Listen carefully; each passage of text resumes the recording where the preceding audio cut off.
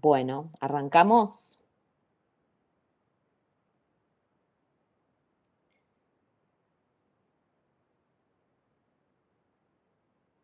Buenas tardes, les damos la bienvenida al tercer encuentro del ciclo Geografías no representacionales en la cultura latinoamericana, materialidades, enredos y multiplicidades de cara al Capitaloceno.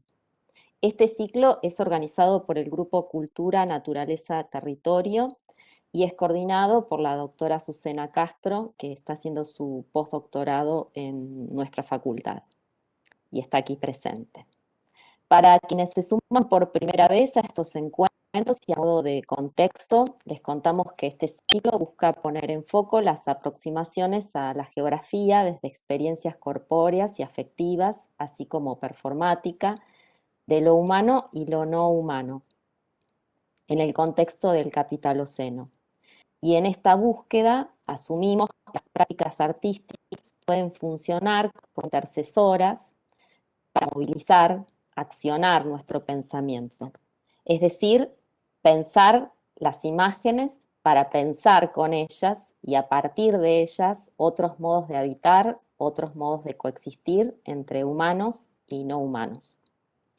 El punto de partida que propuso para este encuentro Azucena como coordinadora del ciclo y para que iniciemos esta conversación es el video El Más Allá Mexicano de Paloma Contrera, a quien también tenemos hoy presente aquí como una de nuestras invitadas. Vivimos en un mundo de pantallas, o mejor dicho, de múltiples pantallas. De hecho, nuestra copresencia hoy está mediada y es posible por estas pantallas.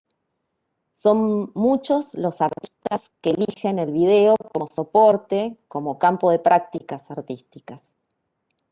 Esto podría hacernos pensar que el ojo sigue siendo ese órgano privilegiado en nuestra relación con el mundo a través de las pantallas, limitando o reduciendo notablemente nuestra experiencia corpórea.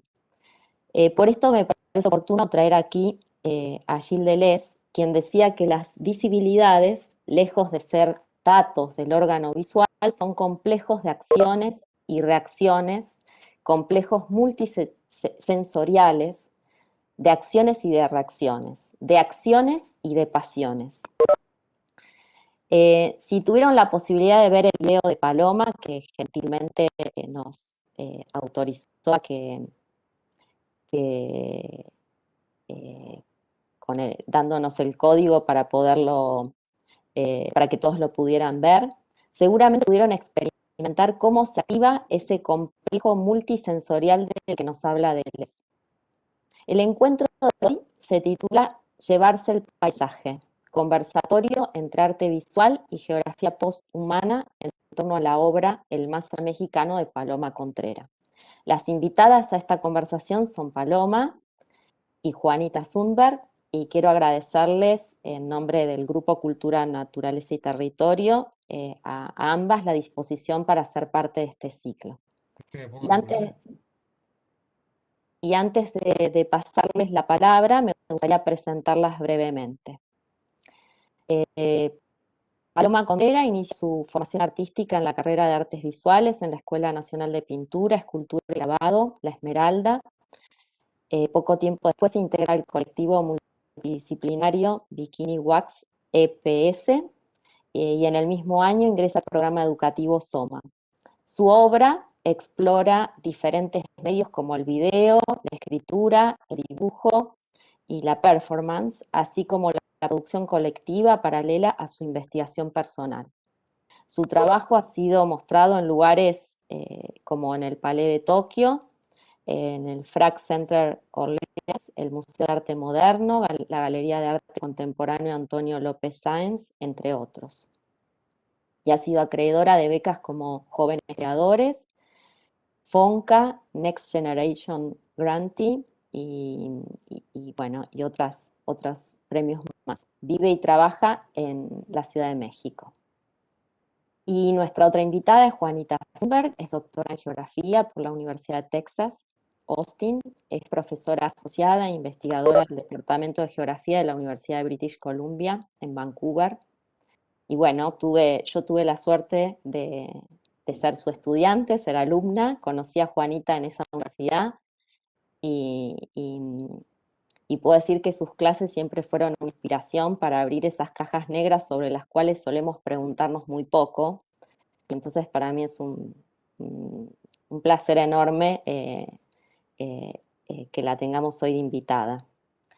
Eh, y quiero contar una experiencia. Entrar en su oficina era como abrir la puerta a un territorio latinoamericano enclavado en una universidad anglosajona.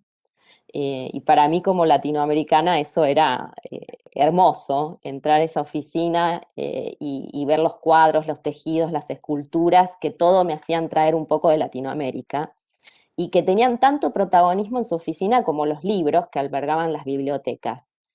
Esa materialidad de la oficina de Juanita, que no dejaba de sorprenderme y encantarme cada vez que entraba, evidenciaba lo que Juanita traía a ese departamento con fuerte vinculación a la geografía británica. Traía América Latina como campo de estudios, pero también como un campo de producción de conocimiento. Sus líneas de investigación muestran la sensibilidad e inteligencia de Juanita para cabalgar entre distintos corpus teóricos y ponerlos en diálogo: la ecología política, el feminismo, las geografías más que humanas, cambio climático y extinción en las sociedades coloniales de América. En los últimos años, sus investigaciones indagan las dimensiones ambientales de las políticas de seguridad y militarización fronteriza de Estados Unidos en la frontera Estados Unidos-México, particularmente en áreas protegidas como los refugios nacionales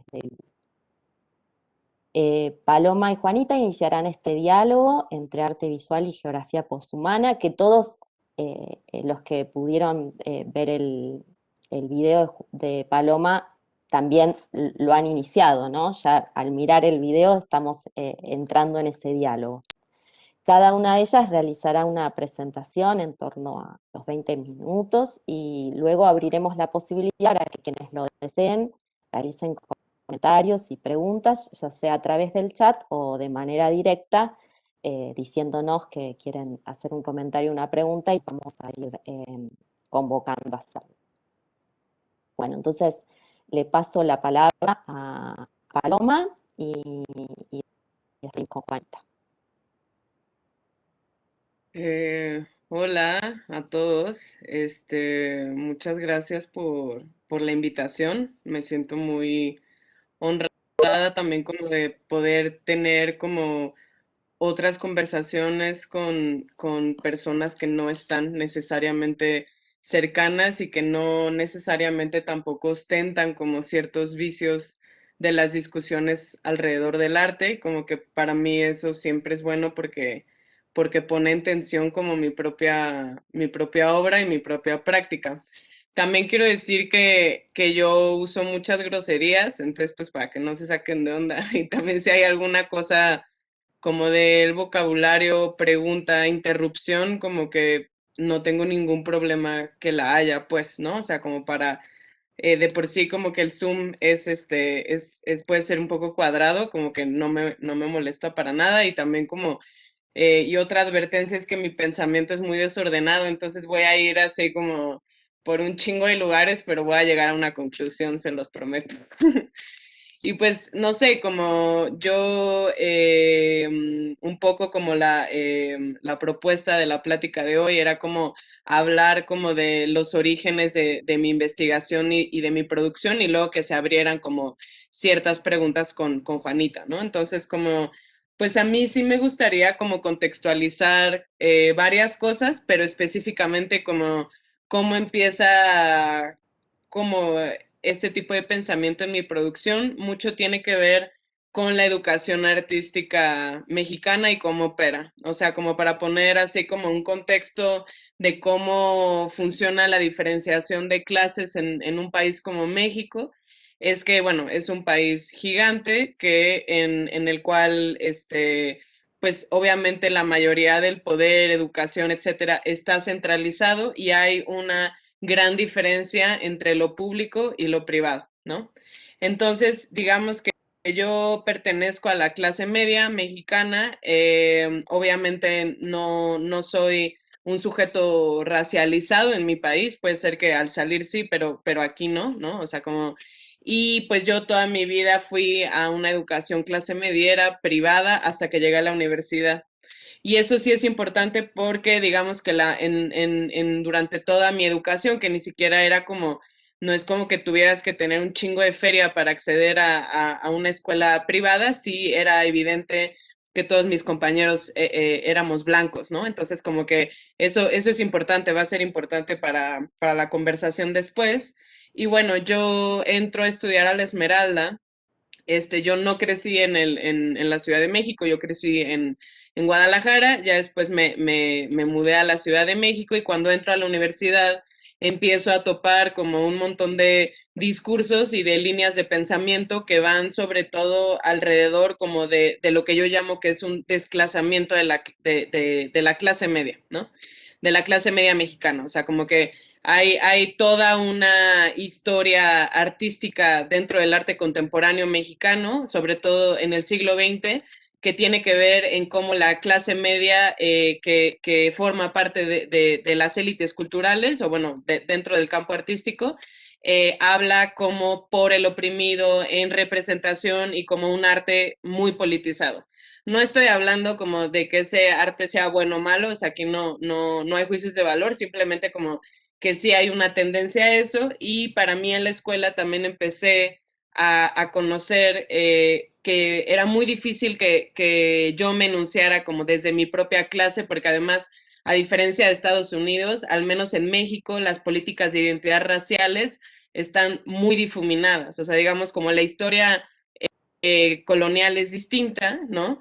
Y bueno, y mucho más con Europa, como que no existe epistemológicamente maneras de nombrarnos como dentro de una discusión de clase, de raza, o sea, como que apenas está como empezando, ¿no? Y también una cosa que me parece como bien importante puntualizar es que yo no hablo desde la academia, yo no soy académica, como que tengo una relación promiscua con la academia, pero pues es más como una academia trasnochada, pues la mía. Entonces como que tampoco estoy hablando desde una parte como hiperteorizada o hiperconceptual, ¿no?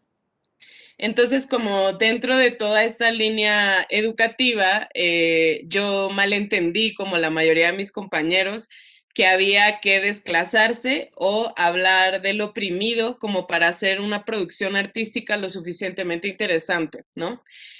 O lo suficientemente importante, ¿no? Que es lo que nos separa a veces del gabacho y lo que nos separa de Europa, que no es un arte necesariamente formal, sino que es un arte heterónomo que está como atravesado por lo social, por un contexto político, etcétera.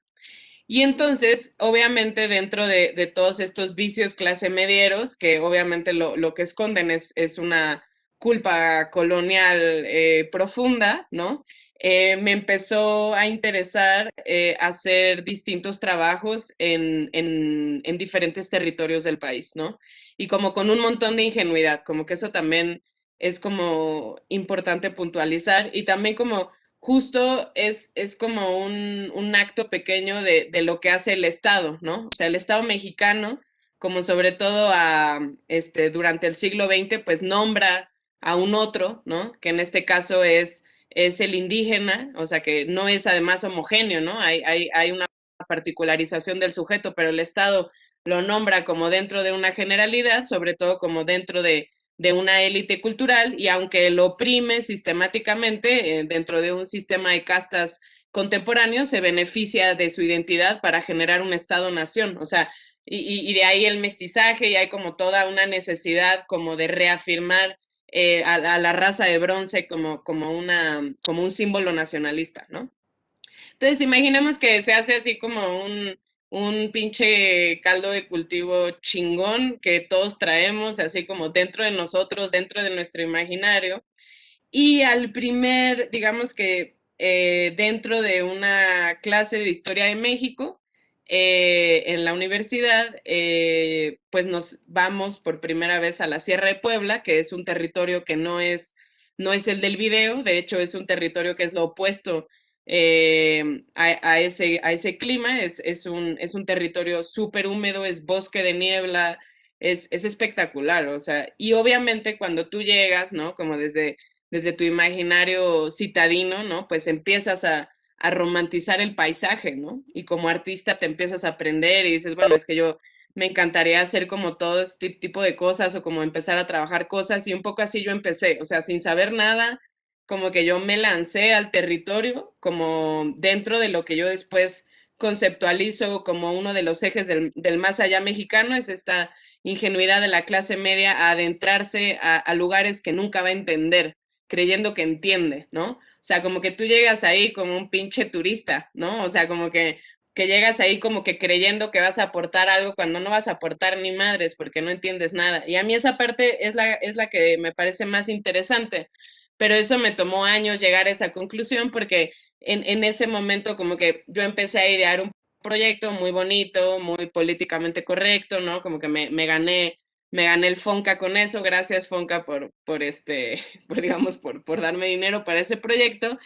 Y después de 2 años y medio, 3 años de estar trabajando, el proyecto me explota en la cara por muchas razones, ¿no? Y entonces ahí es cuando me doy cuenta que el paisaje mexicano no tenía nada de romántico. O sea, obviamente desde mi perspectiva del centro sí, pero al llegar ahí como que sobre todo lo que pasa mucho en México es que más de la mitad del territorio está privatizado y empieza a haber como un montón de capas, ¿no? Y como estas capas abstractas que el Estado señala como el mal. Hay una cosa muy particular en México que lo extralegal habita en el paisaje, ¿no? Como que habita el narco, ¿no? Ahí está el Mayo Zambada en una sierra, quién sabe dónde, que todo el mundo sabe dónde está, y también están las autodefensas, ¿no? O sea, es como lo que se escapa al ojo del amo, supuestamente, ¿no? Y también mucho lo que hace el Estado mexicano, pues es nombrar al narco como un eje del mal para no responsabilizarse de sus propios acuerdos con el crimen organizado, lo que sea que esa abstracción signifique, ¿no? Y también cómo el narco en términos de representación y cómo el norte se exporta como una categoría estética y artística, y como una mercancía, ¿no? Porque pues también eso es como un nacionalismo mexicano contemporáneo, ¿no? Entonces, como que hay una relación muy cercana entre el despojo del paisaje, o sea, la amenaza de la entrada de transnacionales, sobre todo de Estados Unidos y de Canadá, y entonces hay una operación muy particular que es que si el paisaje le interesa a una transnacional, lo que empieza es que empiezan a mandar sicarios, que no necesariamente son grandes organizaciones criminales, para que empiecen a vaciar las comunidades y de ahí como que entra la empresa en un acuerdo con el Estado, ¿no? Entonces, como que yo cuando empecé estas dos investigaciones, como que tardé mucho en darme cuenta que no necesariamente yo era capaz de poder tener como una representación certera de lo que me estaba atravesando mientras estaba allá, ¿no? Como que en mi condición de clase media de no entendimiento, que también me parece bien importante nombrar que yo como artista no pretendo entender ni pretendo tener una verdad, porque a mí las verdades esencialmente me parecen patriarcales, ¿no? Y también me parece que tampoco mi obra es circular, o sea, mi obra tiene un montón de fracasos y como que para mí el fracaso me remite a pregunta y me remite como a una condición de incertidumbre que yo la relaciono con lo femenino, ¿no? Y bueno, también puede ser interseccional, etcétera. Entonces, como que en esa primera investigación yo empiezo a través de una novela de ciencia ficción que escribí, como una novela corta, que también les puedo mandar, empiezo a nombrar distintos personajes que habitan el paisaje, es más que son el paisaje. O sea, y que de hecho van un poco de estas piezas, que son los primeros vestuarios de paisaje que yo hago, porque mientras estaba escribiendo como bueno, como estos diarios de viaje de alguna manera, como que me acordé que para entrar al monte había que pedir permiso a Juan del Monte, que es una entidad que habita en todo México con distintos nombres según la comunidad donde habite. Y para mí, en mi imaginario, Juan del Monte literalmente traía un sombrero de monte, traía a la niebla encima. Y para mí eso era también haciendo una metáfora de cómo en México sí se están llevando el paisaje y cómo el vestuario se puede portar como una metáfora de llevarse el paisaje, extraerlo, ¿no?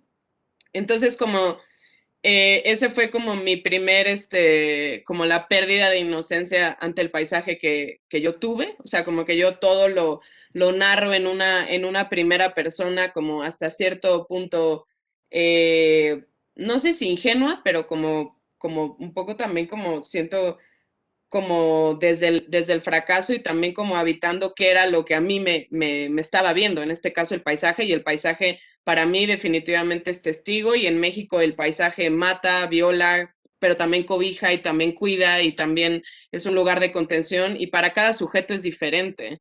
O sea, el paisaje sí tiene una mirada interseccional de alguna manera. O sea, para mí no es el mismo monte que para la banda que vive ahí, que creció ahí, que hay un imaginario que el paisaje condiciona, ¿no? O sea, como que no es nada más que arrasen con el paisaje, sino que si Juan del Monte se va, es digamos que es una masacre ideológica, ¿no? La que pasa, no solamente ecológica, ¿no?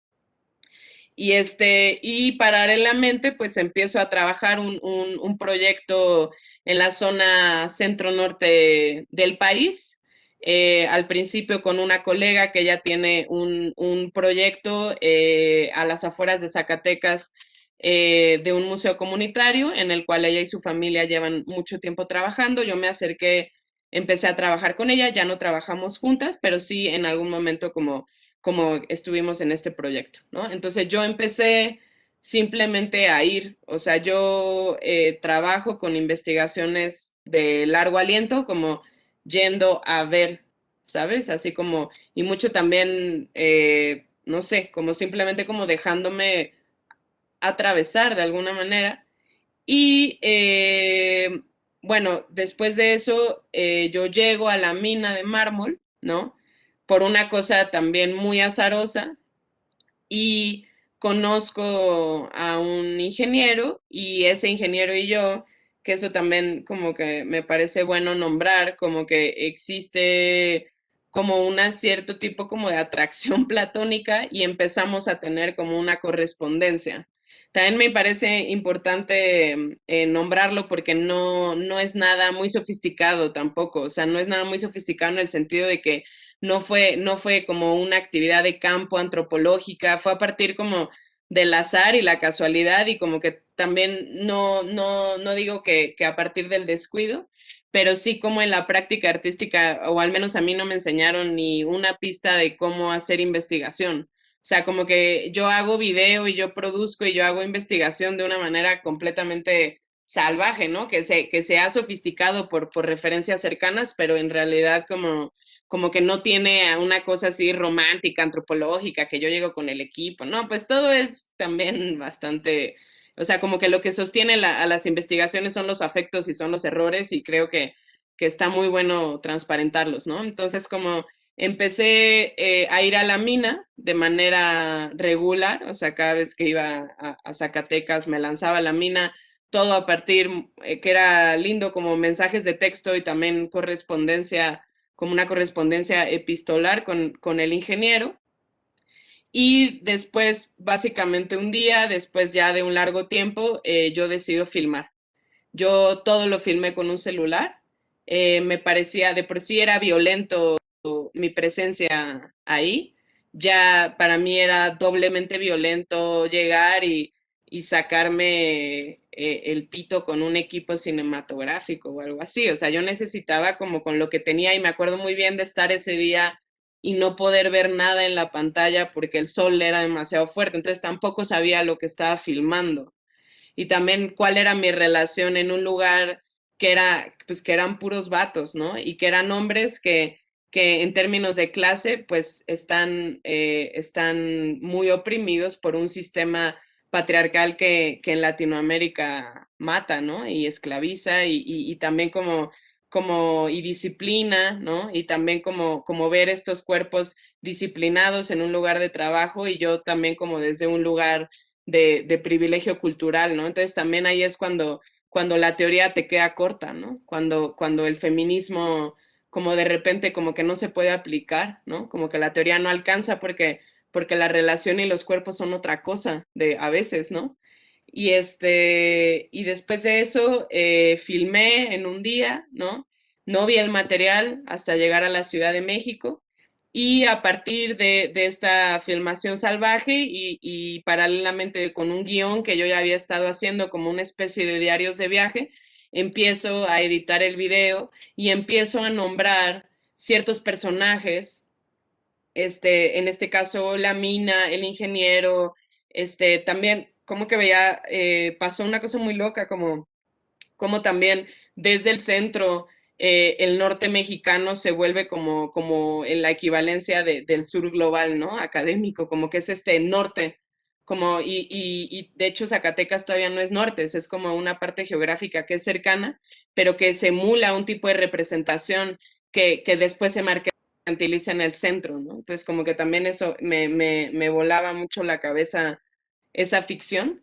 Y también como que me acuerdo de estar en la mina y como estar, no sé, como hablando con un man, estábamos montando a caballo por la mina y él hablaba como de una fantasía que le producía la mina, ¿no? Como que le producía la parte del monte, ¿no? Y también me preguntaba por la posible sexualización del paisaje, si eso era posible, ¿no? Y entonces, a partir de eso hago un guión, yo todos los guiones trato que sean vulnerables y autobiográficos y pues que muestren el error y que muestren mi condición de clase y las incongruencias que yo puedo ostentar. Y mucho a partir de mi experiencia, obviamente también para mí hay una parte de ciencia ficción o ficción que me ayuda a hablar de las cosas que me dan vergüenza, ¿no? Y más en México, siendo una sociedad tan católica, ¿no? Como que no se habla de dinero ni de religión en la mesa, ¿no? Entonces, no sé cómo vamos de tiempo, no sé si vamos bien, si no, puedo seguir Vamos un poquito. bien, pero si podés en como 5 minutos ir redondeando, así le damos la palabra a Juanita.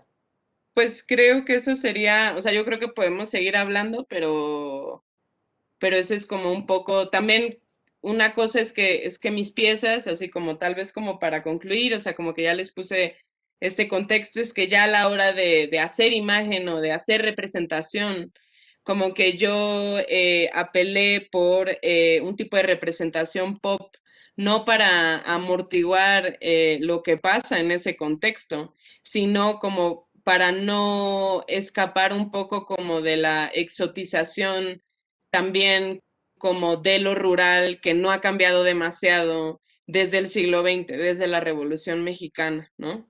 Entonces también como una cosa que me pregunto, o sea, porque también México de alguna manera o sea, toda la Revolución Mexicana va de eso, ¿no? O sea, como que la tierra es de quien la trabaja y como, y todo lo que había una promesa de un bienestar estatal que también como que incluía a lo rural, cuando el país se hace maquila, o sea, cuando empiezan a meter todas estas maquilas, el cuerpo mestizo y el cuerpo racializado empiezan a ser atravesados por otras lógicas económicas, ¿no? O sea, no es nada más como el mal del narco, o sea, hay una cuestión de despojo inherente que atraviesa los cuerpos y yo no quiero hablar de cómo los atraviesa porque creo que mi condición no es esa, ¿no? Pero como que siento que mi obra intenta acercarse como de alguna manera a estos cuestionamientos dentro de un lenguaje y un tipo de representación que conforman mi educación sentimental, que es lo pop. O sea, yo no usaría una imagen, o sea, como artista me refiero como que emule a algo típico del lugar o como, no sé, o sea, desde bordados, o sea, algo que podría tomar que después no sería tan cuestionado en el centro, pero que prefiero representar de otra manera y creo que eso, como para una primera parte. Sí, listo, gracias. Gracias, Paloma. Bueno, le pasamos la palabra a Juanita. Muy bien. ¿Me escuchan? Perfecto. Sí. Bueno, gracias Paloma y bienvenidos a todos y todas. Estoy súper emocionada de estar de nuevo con amigos y amigas geógrafas de Argentina. Muchas gracias por la invitación y gracias a Azucena por su apoyo como coordinadora. Realmente es un honor estar aquí con Paloma, una artista maravillosa que está retando la imaginación mexicana. Para empezar, me quiero disculpar, ya que en este momento, como dicen en México, mi castellano vale madres. Y voy a echar la culpa a la pandemia que nos obligó a quedarnos adentro y aislados de nuestros seres queridos, pero también nos impidió viajar a los lugares que amamos. También quiero reconocer que estoy hablando con ustedes desde las tierras ancestrales de los pueblos Lipan Apache y Tonkawa, tierras que ahora forman parte de la mancha urbana de Austin, Texas. Espero que nuestra conversación inspire el apoyo a los movimientos indígenas en Abya Yala en su lucha por la autodeterminación. Bueno, pasa, por favor, al siguiente. Positivo, gracias. Ok, bueno, el Más Allá mexicano nos ofrece, no, el anterior, ajá, nos ofrece una geografía imaginaria de México. La geografía imaginaria como concepto teórico, como saben, fue introducido por el escritor palestino Edward Said para conceptualizar las geometrías del poder que acompañan las distinciones que a menudo hacemos entre nuestro territorio y el territorio de los bárbaros. Las geografías imaginarias y las relaciones de poder que las sustentan, argumentó Said, aquí cito, ayudan a que la mente intensifique el sentimiento íntimo que tiene de sí misma, dramatizando la distancia y la diferencia entre lo que está cerca de ella y lo que está lejos. Fin de cita. En el caso de este video, el artista nos evoca una geografía imaginaria de México, pero especialmente del norte, y cómo se imagina desde el centro político y geográfico del país, la Ciudad de México. Esta es la geografía de los chilangos y chilangas, con su vanidad de ser el que observa a los demás, con ojos teñidos por la violencia y la nostalgia colonial.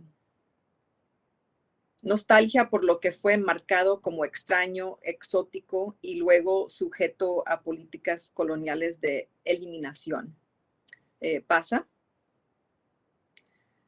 Desde que los españoles empezaron a colonizar lo que es ahora México, el norte fue encubierto por geografías imaginarias imperiales y los pueblos indígenas, sus modos de vida, sus cosmologías y sus relaciones con los no humanos fueron clasificados como bárbaros.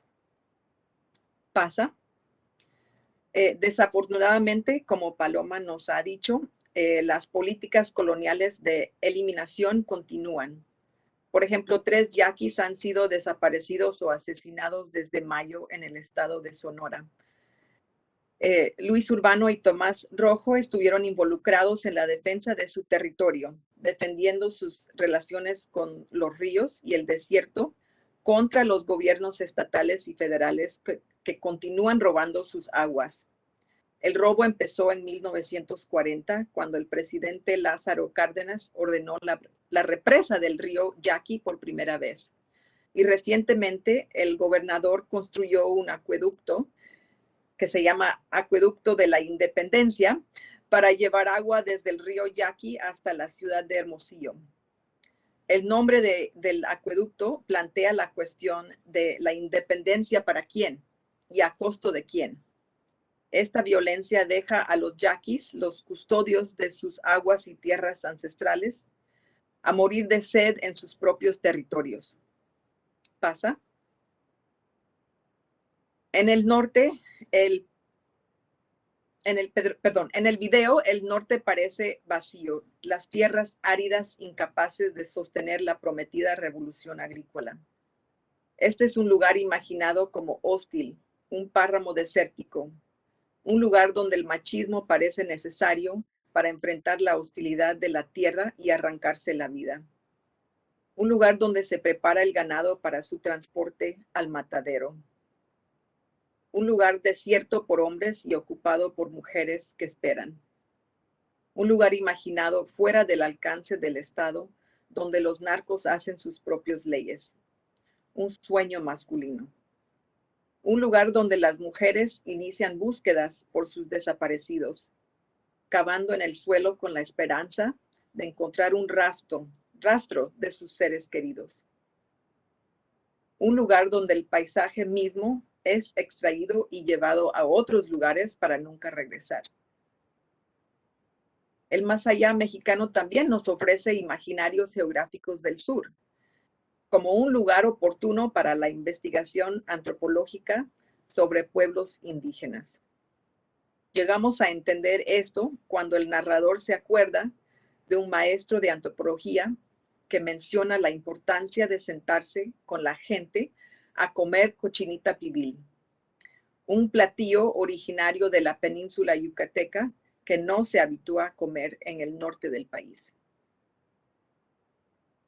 El video desafía estas geografías imaginarias, burlándose conscientemente del romanticismo del chilango, desmistificando al narco y ofreciendo hermosas tomas de un vasto paisaje. Sin embargo, me pregunto si estas geografías imaginarias borran la complicidad del Estado con el narcotráfico. También me pregunto si estas geografías imaginarias terminan eliminando las comunidades indígenas que actualmente viven en el norte. Por último, me pregunto si borran la función, por ejemplo, del nopal que sustenta la vida de comunidades en lugares áridos.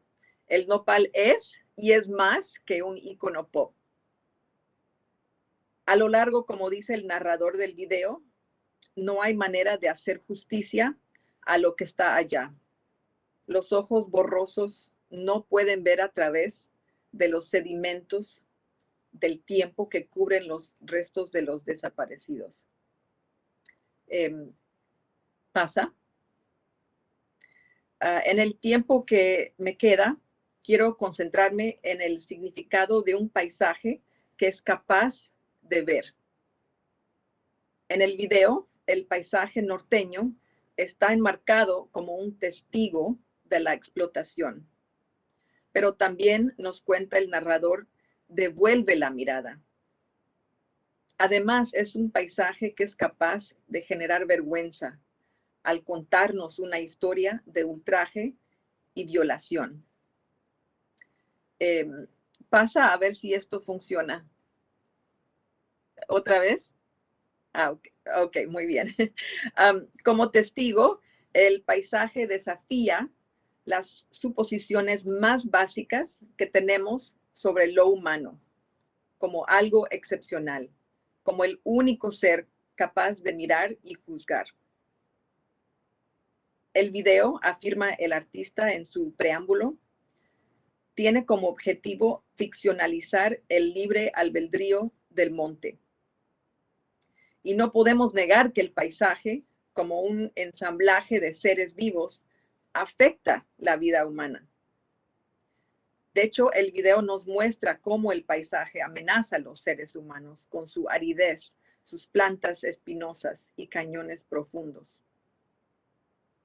Más que esto, quiero argumentar que el paisaje amenaza nuestro imaginario del control humano. En el video, por ejemplo, el ingeniero dirige la mina deformando las piedras, pero se siente avergonzado por sus fantasías de posesión y violación. Su dominio se vuelve incierto, inestable. En última instancia, tenemos la sensación de que las personas, incluso las que son destructivas y violentas, son simplemente visitantes en esta tierra norteña. Los humanos pueden dejar cicatrices permanentes en las piedras, pero las piedras seguirán existiendo mucho más después de que nuestra especie haya desaparecido. Los humanos somos irrelevantes frente a los tiempos e eventos geológicos. Pero me pregunto, ¿hay más que decir sobre el libre albedrío del monte? ¿O es el libre albedrío simplemente un producto ficticio de la imaginación del artista? Incluso es libre albedrío el término adecuado para referirse al ensamblaje de seres y procesos que constituyen el monte en sus múltiples manifestaciones en el norte de México. Pasa. El libre albedrío es un concepto derivado de la filosofía occidental, lo cual yo sostengo deja nuestra visión borrosa. El concepto depende de la figura del individuo humano con la capacidad de tomar decisiones intencionales. Y mientras que los humanos tenemos la capacidad de reflexionar y tomar decisiones sobre nuestras acciones y planes, somos impotentes sin los demás. Es decir, necesitamos a otros humanos, pero también a otros seres, como las plantas, de las que dependemos para respirar. Necesitamos objetos para lograr casi cualquier cosa. En este momento, es posible que incluso necesitemos un cubrebocas para abrazar a alguien que amamos. Todos estos otros, humanos y no humanos, tienen la capacidad de arruinar nuestros planes si ellos no hacen lo que deseamos. Eso lo hemos visto con esta pandemia, ¿verdad? Pasa. Otra vez, desde la perspectiva de la teoría posthumanista, lo humano no es predefinido o preexistente a la interacción social. Tampoco constituye la única fuente de influencia en el mundo. Más bien, la agencia es comprendida como una propiedad de los ensamblajes, un efecto temporal alcanzado a través de una serie de interacciones entre entidades humanas y no humanas. Cada componente de los ensamblajes, ya sea humano o no humano, orgánico o inorgánico, posee capacidades potenciales de agencia derivadas de su materialidad y presencia.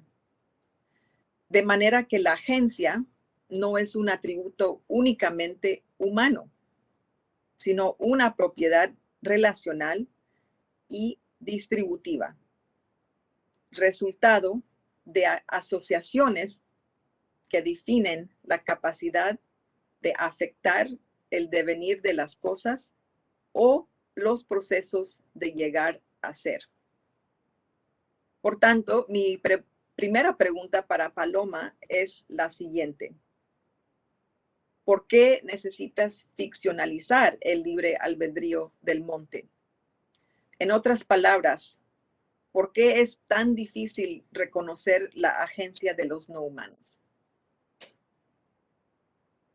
¿Pasa?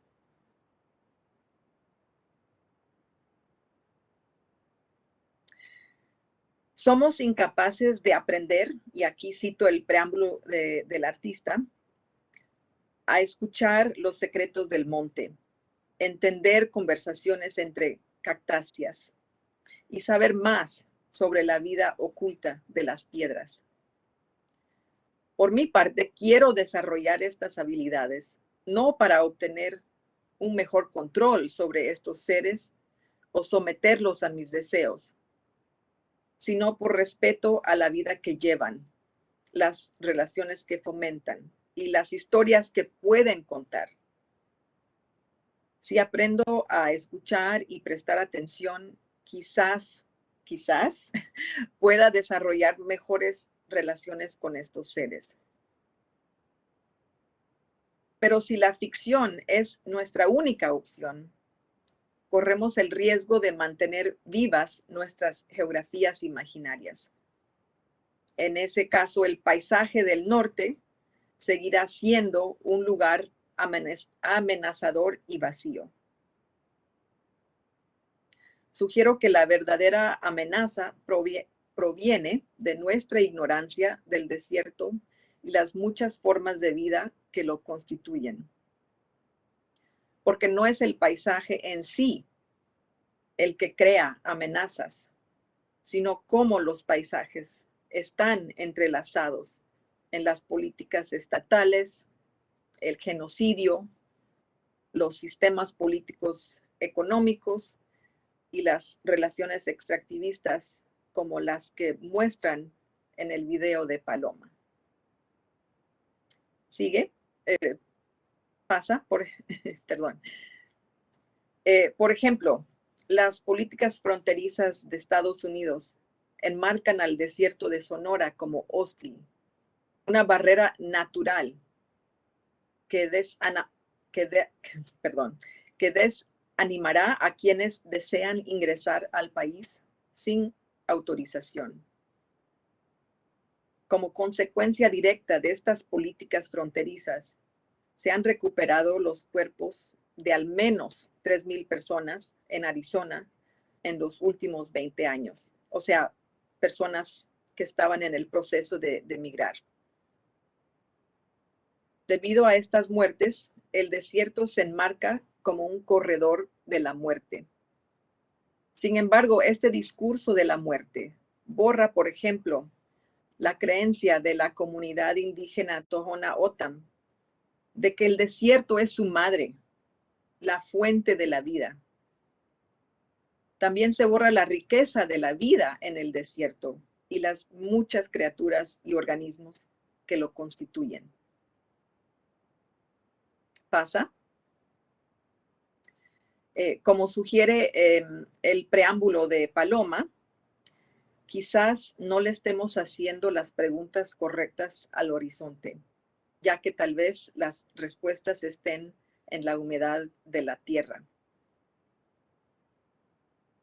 Pasa. Termino con otra pregunta para Paloma y bueno, para todos. El preámbulo de esta obra empieza con estas palabras: la observación del paisaje como alternativa política. Me pregunto, o te pregunto, ¿es el proceso de observación en sí que genera alternativas? ¿O hay modos alternativos de observar que pueden generar otras políticas? ¿O es el paisaje como un ensamblaje de seres involucrados en relaciones de reciprocidad y convivencia que nos presenta alternativas a las relaciones de explotación y violación? Gracias.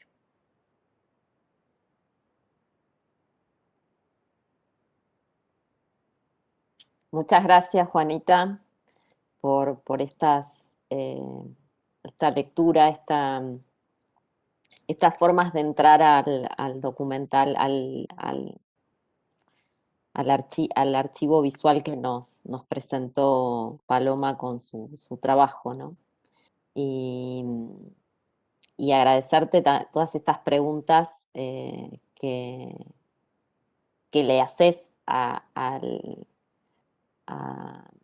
video, a Paloma y a nosotros, ¿no? Y con estas preguntas que hizo Juanita, invito, bueno, primero preguntarle a Paloma si quiere, a partir de la intervención de Juanita, eh, agregar, comentar algo, y después invitarlos a todos a comentar y hacer preguntas, y está abierto a seguir la conversación, ampliar la conversación entre todos.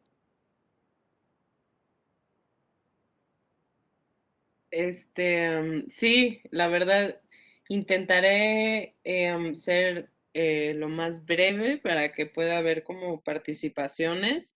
La verdad, Juanita, como me parecen increíbles las preguntas, porque sí, justo siento que, o yo a veces siento que en el medio del arte es difícil como tener como discusiones quizás un poco más frontales o hacer como ciertas preguntas que no tengan que ver con tratamientos condescendientes hacia la obra, ¿no? Que justo eso también es mucho lo que opera en el centro, ¿no? Como que todos nos damos así como palmaditas de que todo está muy bien, entonces como que lo agradezco mucho, se me hace muy generosas. En lo que respecta a la primera pregunta, en cuanto a por qué la necesidad de ficcionalizar el libre albedrío del monte o por qué es tan difícil reconocer en este caso como una posible agencia de lo no humano, bueno, las escribí así rapidito.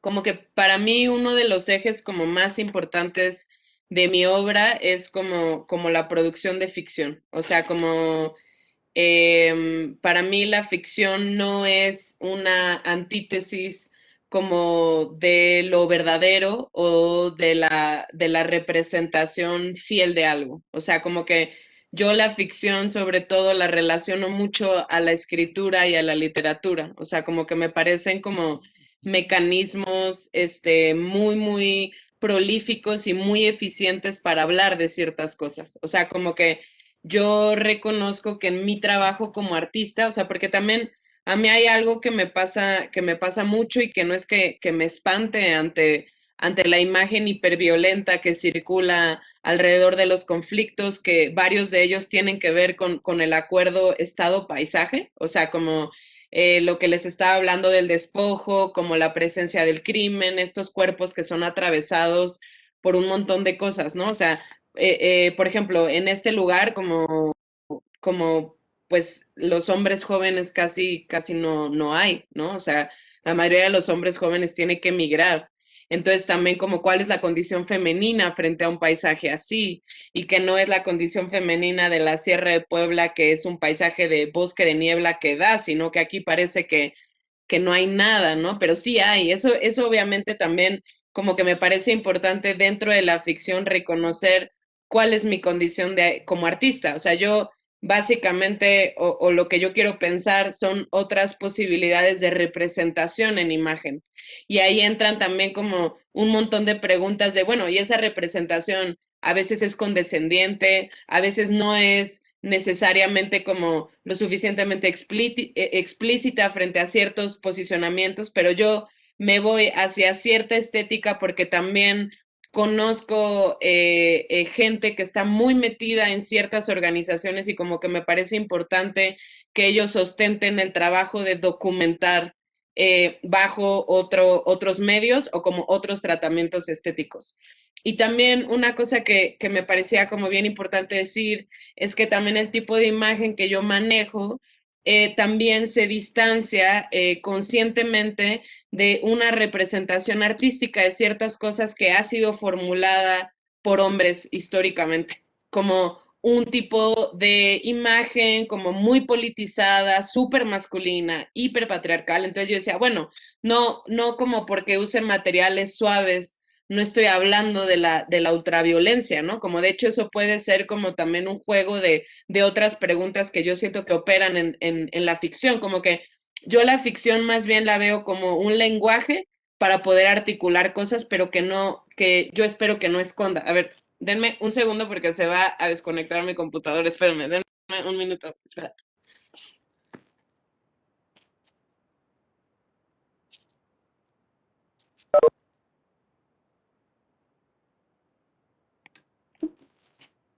Mientras vuelve Paloma, les digo que si quieren Ya, hacer comentarios pueden escribir o poner que quieren sí. comentar algo y les damos la palabra. Sí, Paloma.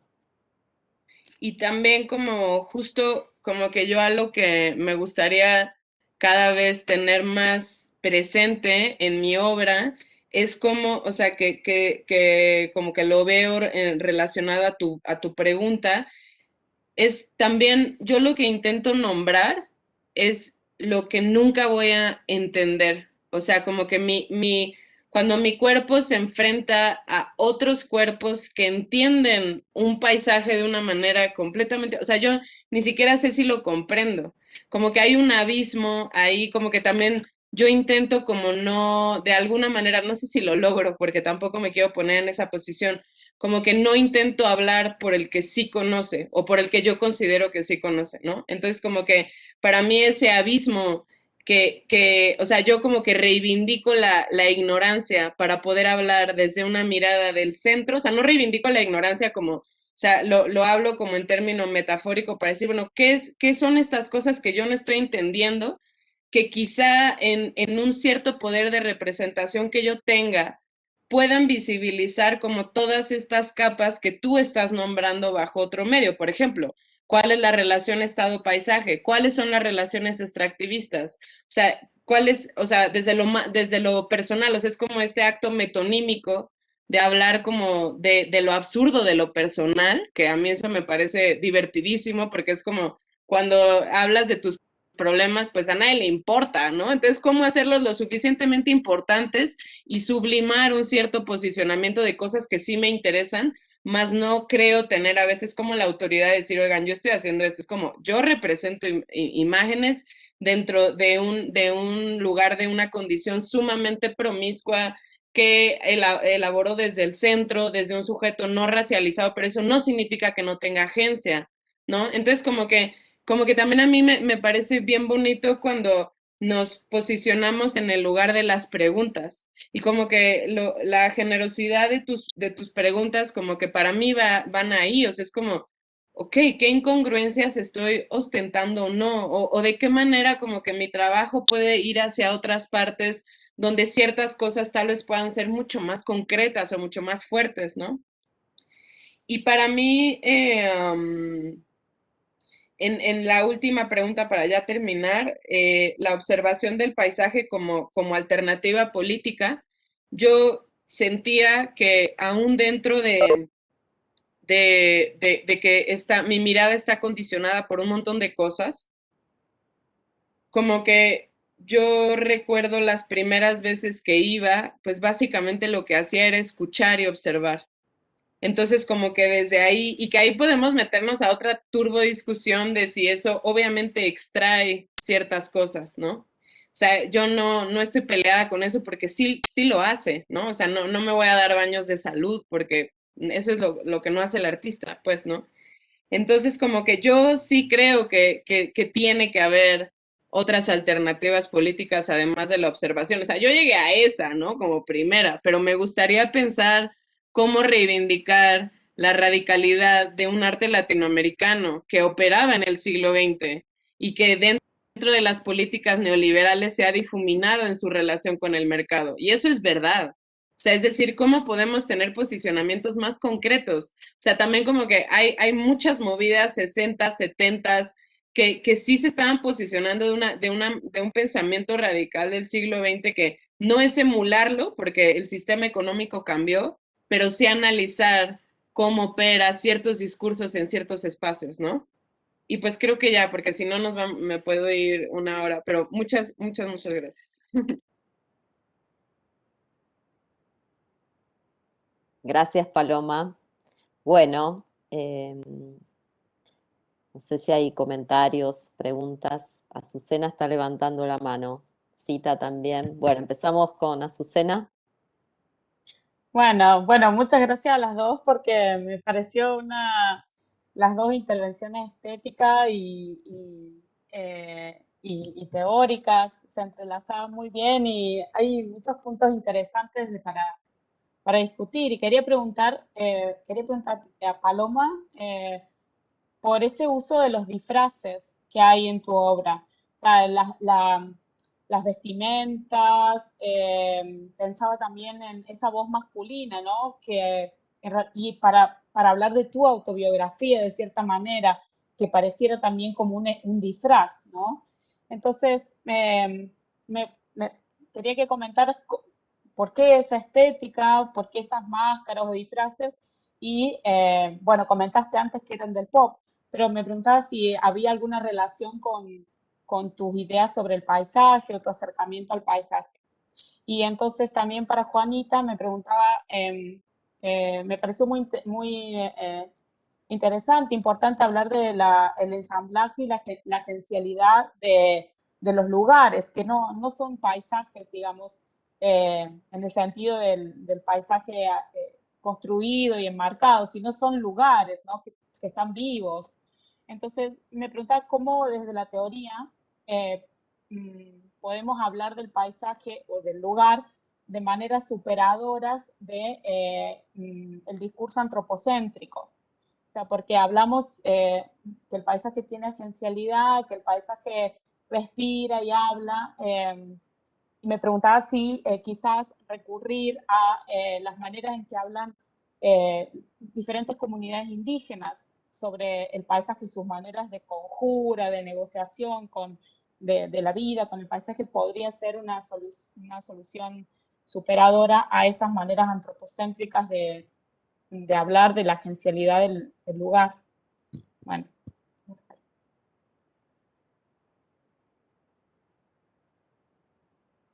¿Quién va primero?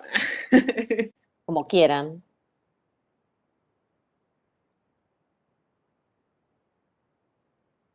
Pues voy, sí, no, Juanita, porque yo ya hablé mucho, Juanita.